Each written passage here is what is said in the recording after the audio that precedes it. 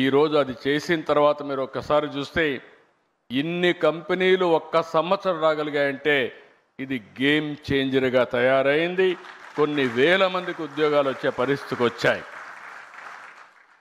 ఇటీవల విశాఖపట్నంలో investment submit పెట్టాం. 613 ఎంఓయూలు చేశాం. ఎప్పుడు కూడా చరిత్రలో అనంత పెట్టుబడులు వచ్చాయి. 13,50,000 కోట్ల రూపాయలు పెట్టుబడులు వచ్చాయి. 1.5 ఇయర్లో 8,50,000 కోట్ల రూపాయలు క్లియర్ చేశాం, గ్రౌండ్ అయినాయి. మొత్తం కలిసి 20 లక్షల కోట్ల రూపాయలు పెట్టుబడులు వచ్చాయి. ఇవన్నీ పూర్తయితే 23 లక్షల మందికి ఉద్యోగాలు వస్తాయి.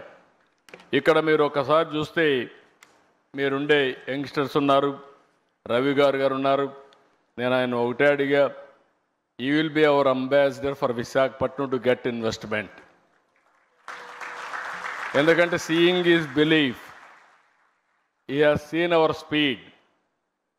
అదే సమయంలో మీరు చూస్తే ఫ్యూచర్ నాలెడ్జ్ ఎకానమీకి విశాఖపట్నం ఆంధ్రప్రదేశ్ చిరునామాగా తయారవుతుంది. ఇంకొక పక్కన అమెరికాకు సిలికాన్ వ్యాలీ ఉంది. ఇండియాకి క్వాంటమ్ వ్యాలీ స్టార్ట్ చేశాం. ఆ క్వాంటమ్ వ్యాలీకి చిరునామా ఆంధ్రప్రదేశ్. చాలామంది ఓన్లీ 6-7 దేశాల్లోనే క్వాంటమ్ కంప్యూటర్స్ ఉన్నాయి. Government of India 2023లో quantum mission పెడితే ఫస్ట్ కంప్యూటర్ వితిన్ 6 months రావడమే కాకుండా అమరావతి నుంచి ఆపరేషన్ స్టార్ట్ అవుతుంది. కాబట్టి అమెరికాలో ఇంకొక విషయం కూడా మీరు చూస్తే, ఒకప్పుడు ఇండియా నుంచి అమెరికాకి వెళ్ళి సిలికాన్ వ్యాలీకి వెళ్ళి అప్పట్లో పబ్లిక్ ఇష్యూ పోవాలంటేనే గ్లోబలీ అక్కడికి పోయి చేసేవాళ్ళు. ఎందుకంటే అలాంటి best environment. Now Cognizant wanted to come to India for public issue కోసం, ఇక్కడికి వచ్చే పరిస్థితి కోసం కంపెనీనే ఇక్కడికి ట్రాన్స్ఫర్ చేసే పరిస్థితికి వస్తున్నారు. ఇంతవరకు మనం ఊహించలేదు. అలాంటివి ఇప్పుడు ప్రపంచం మొత్తం కంపెనీలు వచ్చి ఇండియాలో లాంచ్ చేసే పరిస్థితికి వస్తారు. దానికి కావాల్సిన రూల్స్ కూడా రాసుకునే పరిస్థితి వస్తుంది. నేను అందుకే అడిగా రవి గారు బ్లైండ్గా వచ్చి మీరు కూడా విశాఖపట్నంలో ఉండి ప్రపంచంలో మీ కంపెనీ హెడ్ క్వార్టర్ ఇక్కడికి మార్చి మీరు మొత్తం ఆపరేషన్స్ ఇక్కడి నుంచి స్టార్ట్ చేయమని చెప్పి నేను ఇప్పుడే రిక్వెస్ట్ చేశా. It is possible. ఇప్పుడు నేను చెప్పకపోయినా ఆయన ఇప్పుడు డెసిషన్ తీసుకోలేడు. వన్ డే ఇక్కడికి వస్తూ పోతూ ఉంటే ఆయనే వచ్చి ఇక్కడ సెటిల్ అయ్యే పరిస్థితి వస్తుంది. దానికి అనుమానం లేదని చెప్పి కూడా నేను మీకు తెలియజేస్తున్నా. అంటే ప్రపంచం యొక్క యాటిట్యూడ్ మారింది. ఎందుకు ఈ విషయం చెప్తున్నానంటే, ఈరోజు గూగుల్ తీసుకున్నా, కాగ్నిజెంట్ తీసుకున్నా, మైక్రోసాఫ్ట్ తీసుకున్నా ఎవరు హెడ్ చేస్తున్నారంటే ఇండియన్సే హెడ్ చేసే పరిస్థితికి వచ్చారు. నాలెడ్జ్ ఎకానమీ అంటే ఇండియన్స్ తప్ప వేరే వాళ్ళు కాదని చెప్పి కూడా నేను మీకు తెలియజేస్తున్నా. ఈరోజు విశాఖపట్నం ఏఐ హబ్గా తయారవుతుంది, డేటా సెంటర్ హబ్గా తయారవుతుంది. ఇంకొక పక్కన you name anything future technologies, satellite చిరునామా ఆంధ్రప్రదేశ్. ఎందుకంటే మనకు శ్రీహరికోటలో లాంచింగ్ ప్యాడ్ ఉంది. పక్కనే సెటిలైట్ సిటీ పెట్టి ఏ సెటిలైట్ కావాలన్నా లాంచ్ చేసే పరిస్థితి ఆంధ్రప్రదేశ్ తీసుకొస్తున్నాం. సెటిలైట్ సిటీ తీసుకొస్తున్నాం. ఓర్వకల్లో డ్రోన్ సిటీ తీసుకొస్తున్నాం. ఈరోజు యుద్ధాలు చేయాలన్న భవిష్యత్తులో మనం మనుషులతో చేయడం లేదు. ఆ రోజులు అయిపోయినాయి. అన్ని డ్రోన్స్, రోబోటిక్స్ వచ్చేసే పరిస్థితి వచ్చింది. దానికి చిరునామాగా ఓర్వకల్ని చేశాం. ఇంకొక పక్కన aerospace city, lot of demand. అందుకనే బెంగళూరు పక్కనే అనంతపూర్లో ఏరోస్పేస్ సిటీకి పోతున్నాం. ఎలక్ట్రానిక్స్ సిటీ, మనకు కావాల్సినవన్నీ కూడా మనం తయారు చేసుకోవాలంటే ఫోన్సే కాదు, సెన్సార్సే కాదు, ఐఓటీస్ కానీ మనం తయారు చేసుకోవడానికి ముందుకు పోతున్నాం. ఇక్కడనే మెడ్టెక్ జోన్, మెడ్టెక్ పార్క్ కూడా పెట్టాం. ఈరోజు ఇండియాకు మొత్తానికే కాకుండా ప్రపంచానికి కూడా మెడికల్ ఎక్విప్మెంట్ కానీ వేరబుల్స్ కానీ తయారు చేసే పరిస్థితికి వచ్చాం. డిఫెన్స్ కూడా ఒక హెడ్ క్వార్టర్గా ఆంధ్రప్రదేశ్ తయారవుతుంది. ఇవన్నిటికి కావాల్సినటువంటి ఈరోజు గ్రీన్ హైడ్రోజన్ ప్రపంచంలో ఎక్కడా ఇవ్వలేనటువంటి గ్రీన్ ఎనర్జీ, దాని నుంచి గ్రీన్ హైడ్రోజన్కు ఆంధ్రప్రదేశ్ నాంది పలుకుతుంది. మీరు ఏ రాష్ట్రానికి పోయినా నీటి కొరత ఉంటుంది, ఏ రాష్ట్రానికి పోయినా గ్రీన్ ఎనర్జీ దొరకపోవచ్చు, ల్యాండ్ కూడా. కానీ ఒకటే చెప్తున్నా, ఈ 3 రియల్ టైంలో ఇవ్వడమే కాకుండా speed of doing business real టైంలో మీ క్లియరెన్స్ ఇచ్చే బాధ్యత మాదని మరొకసారి మీ అందరికీ హామీ ఇస్తున్నా. ఇవే కాకుండా ఈ మధ్య కాలంలో ఇండియాలో లేబర్ లాస్ తీసుకొస్తున్నాం, రిఫార్మ్స్ తీసుకొస్తున్నాం. ఇంకొక పక్కన ఎస్క్రో అకౌంట్ తీసుకొస్తున్నాం. మీకు నేను ఏదైనా కమిట్ అయితే సావరిన్ పవర్స్ పెట్టి మీ డబ్బులు మీ అకౌంట్లో వచ్చేట్టుగా ఎప్పుడెప్పుడు ఇస్తామో క్లియర్ కట్గా డేట్ కూడా పెట్టి మీరు ట్యాక్సులు కడతానే పాస్ త్రూ మీకు ఇచ్చే బాధ్యత నేను తీసుకుంటున్నామని చెప్పి కూడా నేను మీకు తెలియజేస్తున్నా. ఇన్ని ఇచ్చిన తర్వాత వ్యాపారం చేయడం చాలా సులభం. మీకు ఈ విధంగా ఆలోచించిన ప్రభుత్వాలే ఉండవు. కాబట్టి మీకు మీ లెక్కలు మీరు చూసుకుంటే సరిపోతుంది. ఇప్పుడే లోకేష్ గారు ఒక మాట అన్నారు, ఇక్కడ మీ బిల్డింగ్ స్టార్ట్ అయింది, 12 నెలల్లో మీరు చేయకపోతే మేము మానిటర్ చేసి మీకు చెప్తామని. అవసరంలో జాయింట్గా ఇద్దరు మానిటర్ చేసుకోవచ్చు రియల్ టైంలో.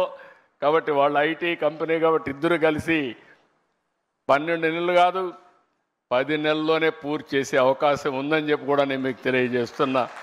ఒకప్పుడు హైటెక్ సిటీ కడితే 18 నెలలు అంటే ఎల్లంటి వీలు కాదని అప్పట్లోనే 14 నెలల్లో కట్టాం.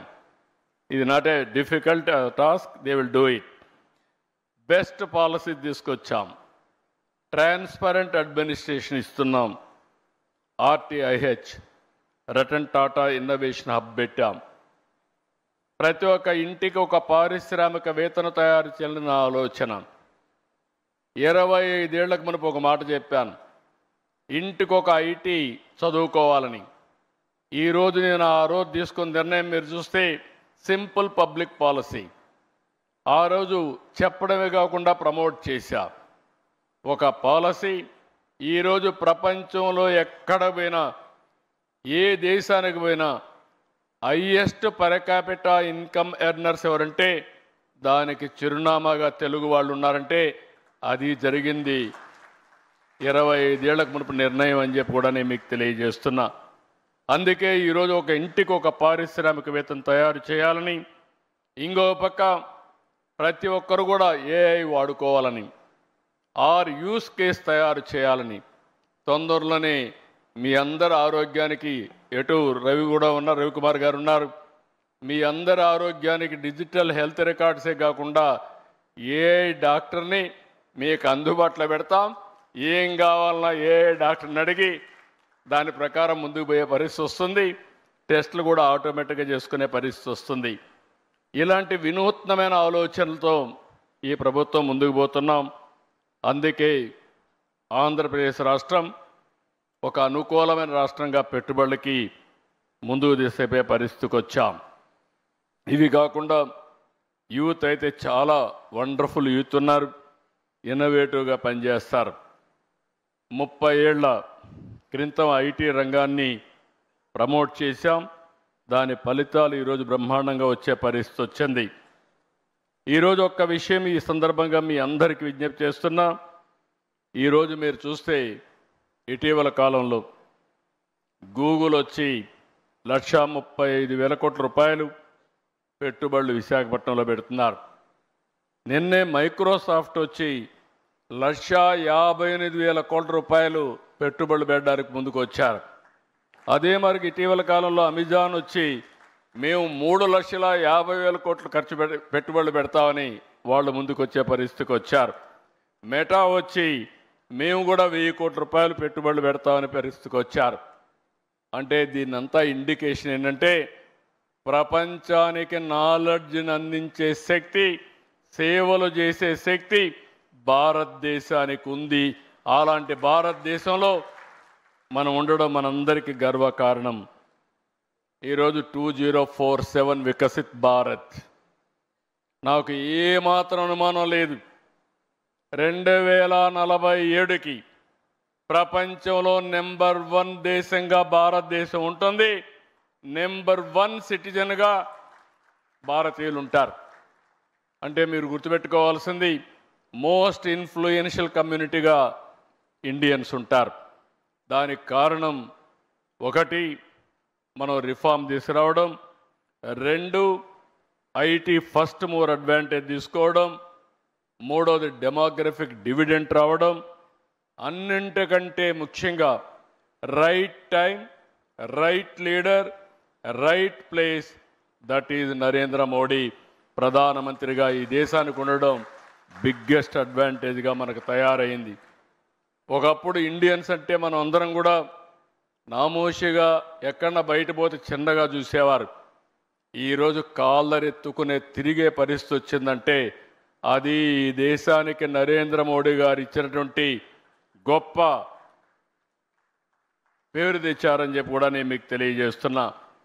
అయితే 2047కి ఇండియా నెంబర్ 1 కంట్రీ అయితే ఆంధ్రప్రదేశ్ రాష్ట్రం స్వర్ణ ఆంధ్రప్రదేశ్గా 2047కి 2.4 ట్రిలియన్ యుఎస్ ఎకానమీగా, అదే సమయంలో $40,000 పర్ క్యాపిటల్ ఇన్కమ్గా ముందుకు పోతున్నాం.